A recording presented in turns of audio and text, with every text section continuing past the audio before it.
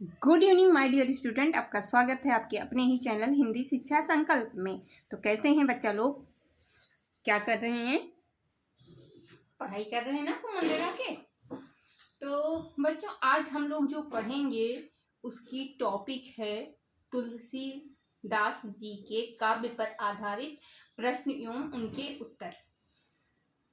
क्योंकि हम लोग काव्य खंड में सूरदास जी, तुलसीदास जी को पढ़ चुके हैं और तुलसीदास जी पे कुछ प्रश्न बन रहे हैं उनके काव्य पर, उनको आज हम लोग देख लेते हैं। तो बच्चों, एक चीज़ और है कि ये जो प्रश्न है ये यूपी बोर्ड, सीबीएसई बोर्ड या high school, inter, BA, 9th 11th सबके लिए, जो भी ये पढ़ेगा उसके काम का ही है। तो चलिए स्टार्ट करते हैं। पहला प्रश्न आपका है, तुलसीदास जी का संक्षिप्त जीवन परिचय लिखिए। पहला प्रश्न आपका क्या है? तुलसीदास जी का संक्षिप्त जीवन परिचय लिखिए। तो बच्चों, तुलसीदास जी के जीवन परिचय का मैंने एक वीडियो बना के रखा है, तो आप हमारे चैनल पर उसको देख सकते हैं। और संक्षिप्त है तो उसमें आप उनका जीवन, उनकी मृत्यु, उनकी काव्य कृतियाँ, उनके गुरु और उनकी प्रमुख रचना इतना लिख दीजिए, संक्षिप्त हो गया। लेकिन पूरा जीवन परिचय का वीडियो को हमारे चैनल पे मिल जाएगा। दूसरा प्रश्न आपका है, तुलसीदास जी की 4 प्रसिद्ध रचनाएं लिखिए। तो बच्चों चलिए बताइए, तुलसीदास जी की 4 प्रमुख रचनाएं कौन कौन सी हैं? उस वीडियो में तुलसीदास जी के जीवन परिचय वाले में मैंने उनकी 12 रचनाओं के बारे में आपको बताया है। और एक वीडियो मैंने ऐसा भी बनाया है जिसमें तुलसीदास जी की रचनाओं को याद करने की बहुत ही सरल, बहुत ही बढ़िया ट्रिक भी बताई है। उस ट्रिक से अगर आप एक बार याद कर लेंगे तो जीवन में कभी भी नहीं भूलेंगे। उस वीडियो को जरूर देखिएगा। आपका तीसरा प्रश्न, हाँ बच्चों, तो तुलसीदास जी की 4 प्रमुख रचनाएं कौन कौन सी हैं? पहली रामचरितमानस, दूसरी कवितावली, तीसरी दोहावली और चौथी विनय पत्रिका। बच्चों, रामचरितमानस और कवितावली का जिक्र मैंने इसलिए किया है क्योंकि आपने धनुष भंग रामचरितमानस से पढ़ा है और कवितावली आपने क्या, वनपथ जो है वो आपका कवितावली से, कवितावली के अयोध्या कांड से। तो बच्चों, अगर आपको आप संदर्भ याद करेंगे उन पदों के तो आपको उनकी रचनाएं, जिसे भी अगर रचनाएं याद करेंगे तो आपको संदर्भ समझ में आ जाएगा और संदर्भ पढ़ेंगे तो आपको रचनाएं समझ में आ जाएंगी। इसीलिए मैंने रामचरितमानस और कवितावली को लिखा है। इसलिए बच्चों मैंने लिखा है, ये नहीं कि मैं नकल करके पढ़ा रही हूँ। लिखने का कारण मेरे ये है कि आप भी इसको नोट डाउन कर लें, जो कि हमेशा के लिए आपके पास उपलब्ध हो जाए। तीसरा प्रश्न आपका बन रहा है, तुलसीदास जी किसके उपासक थे? कौन सा प्रश्न है? तुलसीदास जी किसके उपासक थे? तो बच्चों, इस प्रश्न का उत्तर बच्चा बच्चा जानता है कि तुलसीदास जी किसके उपासक थे। तुलसीदास जी श्री राम के उपासक थे। किसके उपासक थे? श्री राम के। आपका अगला प्रश्न है, तुलसीकृत प्रमाणिक ग्रंथों की संख्या बताइए। प्रश्न क्या है? तुलसीकृत प्रमाणिक ग्रंथों की संख्या बताइए। बच्चों, तुलसीदास जी की 12 प्रमाणिक रचनाएं हैं, 12 प्रमाणिक ग्रंथ हैं। नाम नहीं पूछा गया है, फिर भी चलिए मैं आपको नाम भी बता देती हूँ। रामचरितमानस, जानकी मंगल, पार्वती मंगल, विनय पत्रिका, रामाज्ञा प्रश्न, दोहावली, श्री कृष्ण गीतावली, गीतावली, हनुमान बाहुक। बच्चों, ये कवितावली और हनुमान बाहुक एक ही है।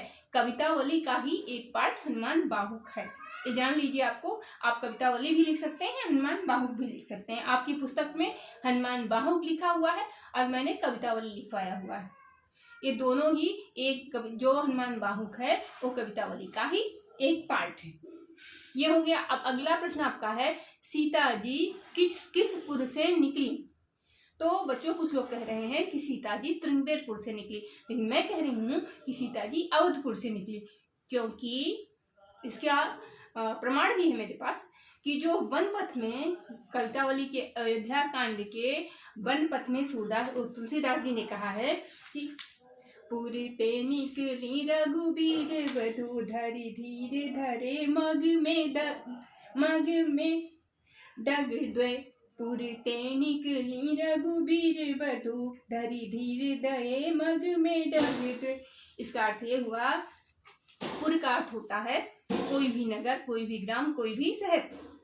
तो अगर श्रृंगबेरपुर से निकलती तो वहां पे इस बात की चर्चा नहीं की जाती कि 2 ही कदम चलने के बाद थक गई, क्योंकि वो अवधपुरी से श्रृंगबेरपुर जाने में बहुत उनको टाइम लग जाता। 2 कदम नहीं था, वो अवधपुरी से निकली हैं, थोड़ी ही दूर गई हैं, इसके बाद वो थक गई हैं। और थकने का चित्रण इस प्रकार किया गया है, झल की भारी भाल कनी, जल की पूटे सूखी गए मधुराधर वे। मतलब उनके मस्तक पर पसीने की बूंदें झलक आई हैं और उनके होंठ सूख गए हैं। इतनी थक गई हैं कि वो प्रभु राम से पूछती हैं कि आप पर्णकुटी कहाँ बनाएंगे, अभी कितनी दूर चलना है। अर्थात इन सब बातों का, ये सब बातें मैं इसलिए कर रही हूँ, ये प्रमाण है कि वो अवधपुरी से निकली हैं, ना कि श्रृंगबेरपुर से। अगला प्रश्न आपका है, श्री रामचरितमानस में कितने खंड हैं, मतलब कितने कांड हैं। श्री रामचरितमानस में कितने कांड हैं? तो बच्चों, श्री रामचरितमानस में 7 कांड हैं।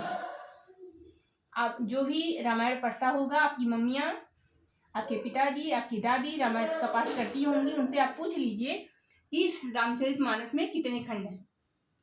और ये प्रश्न बच्चों इम्पॉर्टेंट है, मैंने बीएड का पेपर दिया था, तब भी ये प्रश्न पूछा गया था कि श्री रामचरितमानस में कितने खंड हैं। और 7 खंड कौन कौन से हैं? पहला है आपका, पहला कौन सा कांड है रामायण का, बताइए चलिए। पहला आपका है बालकांड, दूसरा है आपका अयोध्या कांड, तीसरा है आपका आरण्य कांड, जिसमें क्या कहते हैं उसे, क्या नाम, अरे वो जो मल्लाह है उससे मिलते हैं और बन के वहां से अयोध्या वासियों को वापस करते हैं। ये सब आरण्य कांड में हुआ है। अगला है आपका किष्किंधा कांड, जब उनसे सुग्रीव से मित्रता होती है, वो कांड किष्किंधा कांड है। अगला आपका सुंदर कांड है, जब हनुमान जी लंका में प्रवेश करते हैं, वो कांड सुंदर कांड है। इसका अगला कांड है लंका कांड। लंका कांड में आपका युद्ध का वर्णन है और 7वां आपका उत्तर कांड है। उत्तर कांड में लोकुश की वीरता का वर्णन है। तो चलिए बच्चों, मैंने आपको 7 कांडों के बारे में बता दिया और किसमें क्या है ये भी बता दिया। 7 कांड रामायण के आपके कौन कौन से हैं? बाल कांड, अयोध्या कांड, आरण्य कांड, किष्किंधा कांड, सुंदर कांड, लंका कांड और उत्तर कांड। आपका अगला प्रश्न है बच्चों, तुलसी कृत अवधी तथा ब्रज भाषा की एक एक रचना बताइए। देखिए मिटल गया है, तुलसी है, तुलसी कृत अवधी तथा ब्रज भाषा की एक एक रचना बताइए। तो बच्चों, जो आपने पढ़ा है वही बता दीजिए। और धनुष भंग आपका रामचरितमानस से है और वनपथ आपका कविता ग्वाली से है। तो अवधी भाषा की उनकी रचना हो गई आपकी रामचरितमानस और ब्रज की आपकी हो गई कविता ग्वाली।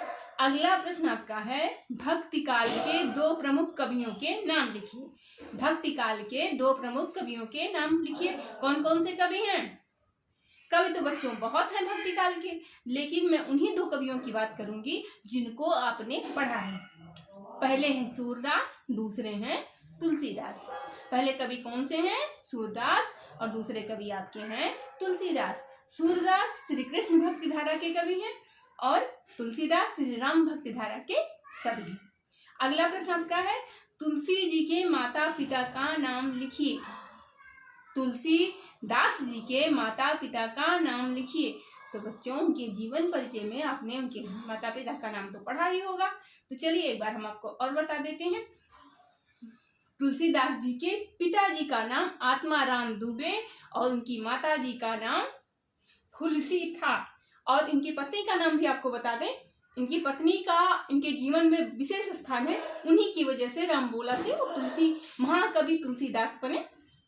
उनकी पत्नी का नाम रत्नावली, उनकी पिताजी का नाम आत्माराम दुबे, माताजी का नाम तुलसी और उनके पत्नी का नाम रत्नावली है। बच्चों, आखिरी प्रश्न जो आपकी पाठ्य पुस्तक से है, धनुष भंग में प्रयुक्त छंदों का नाम लिखिए। धनुष भंग में प्रयुक्त छंदों का नाम लिखिए। तो बच्चों, धनुष भंग में 2 ही छंद प्रयोग में लाए गए हैं। पहला है दोहा और दूसरा है चौपाई।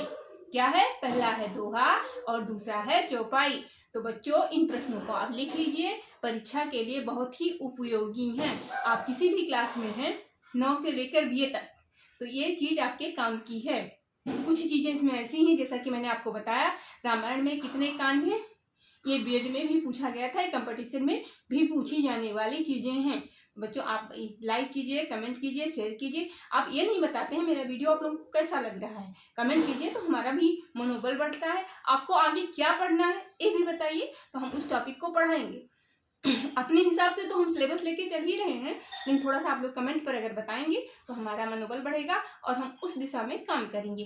तो अगर आपको हमारा वीडियो अच्छा लगा हो तो लाइक, कमेंट, शेयर जरूर कीजिएगा और देखिए, जरूर देखिए, खूब देखिए। और बच्चों हाँ, फिर एक बार मैं कहना चाहूँगी कि हिंदी को इग्नोर मत कीजिए, अभी से पढ़िए। अगर आपको टॉप करना है, आपको मेरिट लिस्ट में नाम लाना है, आपको पेपर में फोटो लानी है, अपने माँ बाप का नाम रोशन करना है, तो सब सब्जेक्टों को समान स्थान दीजिए। और हिंदी तो आपकी ऐसी भाषा है, कहीं से भी हिंदी सरल नहीं है बेटा। अभी से पढ़ेंगे तो पेपर टाइम में आसानी से पूरा कर पाएंगे। अगर कहीं भी हिंदी को उपेक्षित किए, 1 नंबर से लटक गए, तो गेस मार्क इसमें नहीं मिलता है, ये याद रखिएगा। तो ठीक है, थैंक यू। और फिर मिलते हैं नेक्स्ट वीडियो में। कुछ प्रश्न बचे हैं, उनके साथ हम मिलेंगे अगले वीडियो में। थैंक यू, खुश रहिए, खूब पढ़िए, मन लगा के, स्वस्थ रहिए, खुश रहिए।